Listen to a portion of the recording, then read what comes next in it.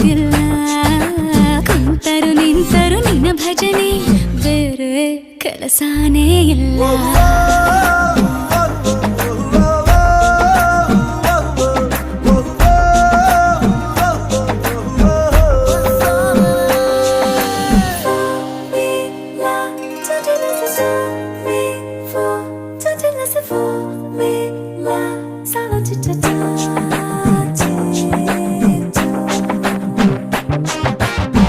ದಿನ ರಾತ್ರಿಯು ನಿಲ್ಲದೆ ನಿನ್ನ ಜಾತ್ರೆಯು ಸಾಗಿದೆ ಇದಕ್ಕೊಂದು ಪರಿಹಾರ